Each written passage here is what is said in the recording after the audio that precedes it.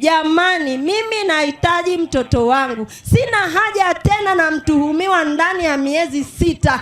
Huko alikoenda mtuhumiwa, mtoto wangu yuko salama au amekufa? Nahitaji mtoto wangu na gharama zangu ambazo nilizitumia. Sina cha kusema. Watanzania wenzangu, huu ni msiba sana. Mtu aliyofiwa ndo mimi. Ni bora ningeliona hata kaburi la mwanangu. Haya, nimekusikiliza mwanzo mpaka mwisho. Kwanza pole. Nadhani wote tumesikia hapa vizuri, sio? Story ya dada anachoeleza. Kwa hiyo nikukaribishe Mheshimiwa DC. Jambo hili umelisikia, unalifahamu na fahamu. Sasa kukati story kifupi lipoje na hatua gani mmechukua na nini kipo, ili kauli yako utakapomaliza mimi niweze kubeba sasa, kuanza kulibeba kwa level kubwa ya kitaifa, kwamba hili jambo linapatiwa nini ufumbuzi na majawabu. CCM oye! Karibu Mheshimiwa DC. Asante sana. La kwanza ni kiri kwamba ili tatizo lipo na ninalifahamu vizuri, na kuna hatua kadhaa baada ya kuwa huyu mama alifika ofisini kwangu, nilimsikiliza na kama alivyoeleza nilimchukua nikampeleka mpaka kituo cha polisi mwenyewe.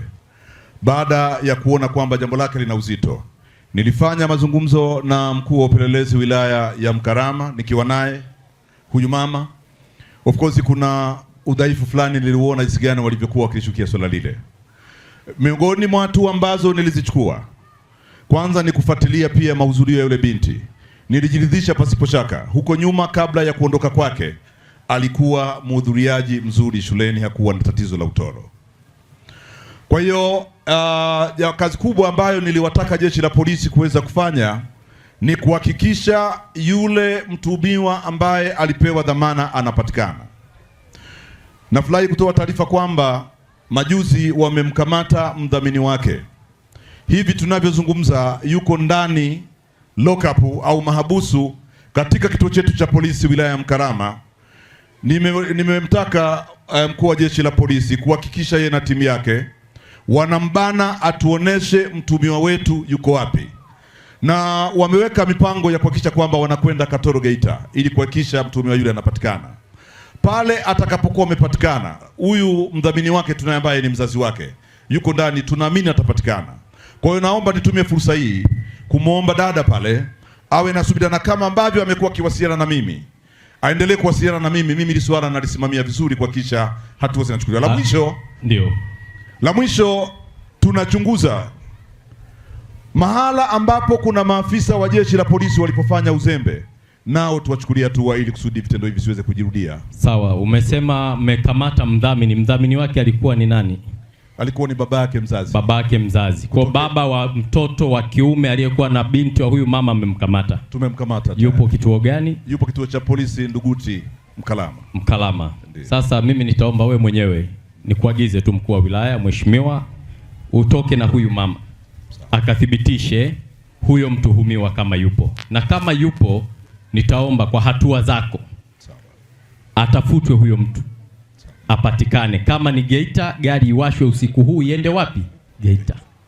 Na kama ni baba mzazi, maana yake atakuwa anajua kijana wake yuko wapi.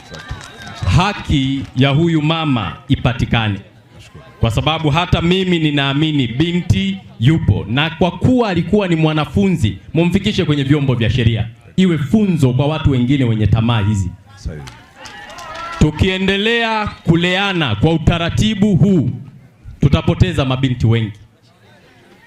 Kwa hiyo najua nikitoka hapa kuna watu watasema hivi, mwenezi pale ameagiza kama nani? Mwambieni ameagiza kama mwenezi wa CCM na Mtanzania, kwamba haki za watu ziende zikasimamiwe, kwa sababu nchi hii sasa hivi imegeuka, siasa ni nyingi kuliko kujali hata utu wa watu wengine, kwamba itikadi za vyama zimeenda mbali kuliko hata kuthamini watu. Niombe watu wa Iramba, kwenye mambo ya msingi acheni chama na serikali wafanye kazi ya msingi. Naomba nitoe ushauri ufuatao: wazazi na walezi, lindeni watoto na muwalee katika maadili mazuri.